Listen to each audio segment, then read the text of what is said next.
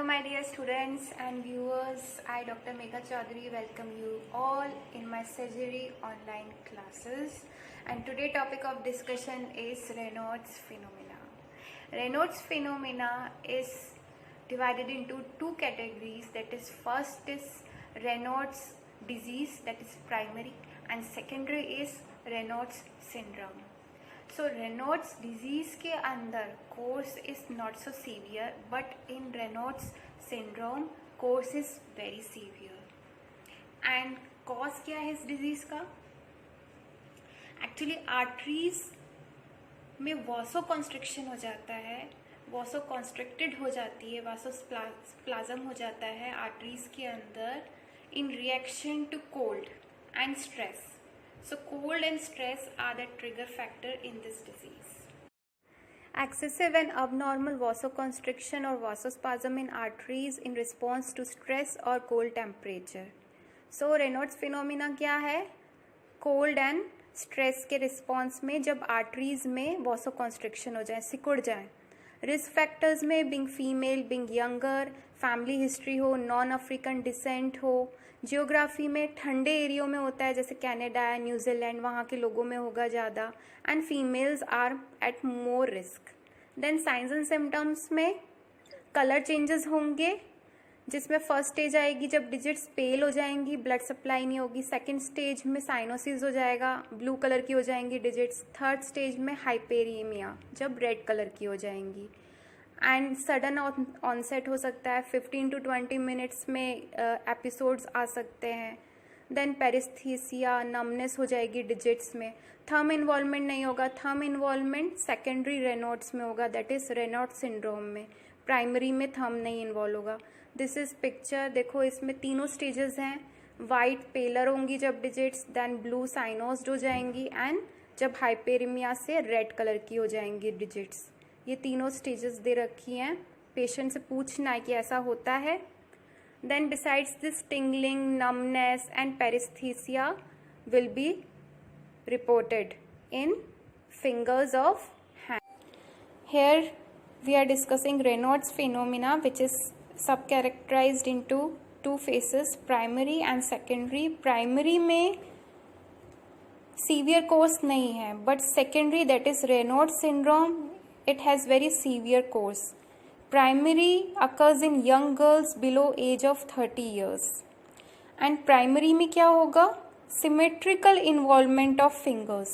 सारी digits में equally ही involvement होगा, but thumb नहीं होगा.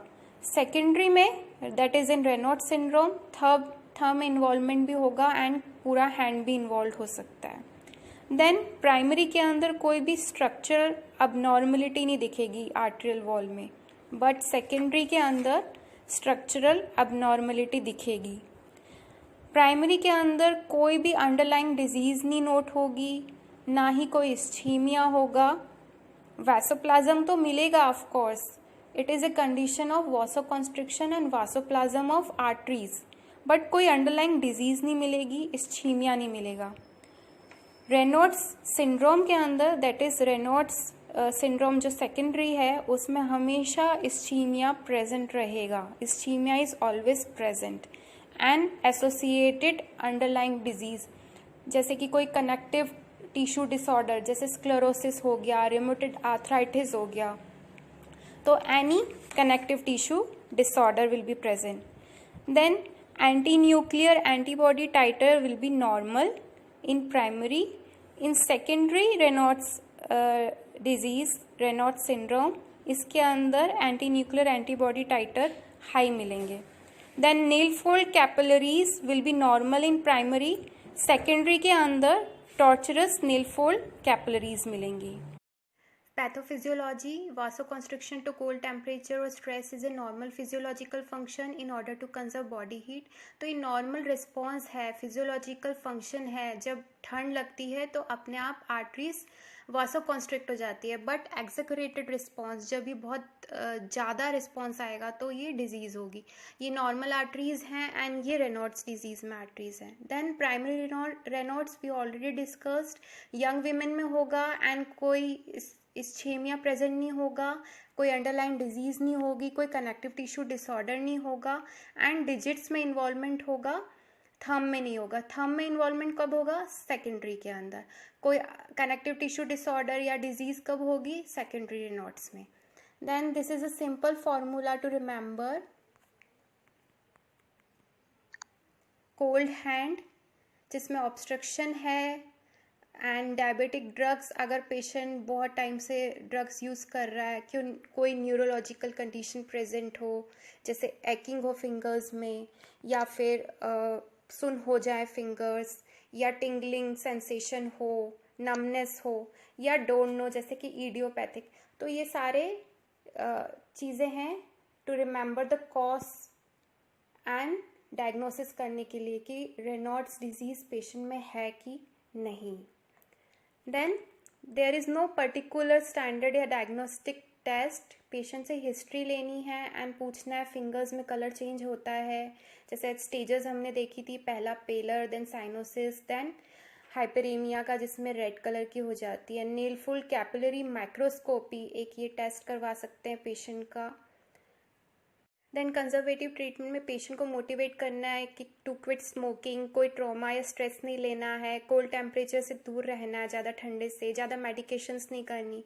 Then calcium channel blockers, this actually dilate the blood vessels to maximise the blood flow to the tips of the fingers and toes. इसमें nifedipine है, amlodipine and felodipine. Then Botox के injections भी recommend किए जाते हैं patient को, which also dilates blood vessels without affecting systemic blood pressure. Then topical nitrates जब limited Raynaud's हो, जैसे कि प्राइमरी जो अफेक्टेड एरिया उस पर अप्लाई करने के लिए ऑइंटमेंट्स देंगे। And phosphodiesterase 5 inhibitors.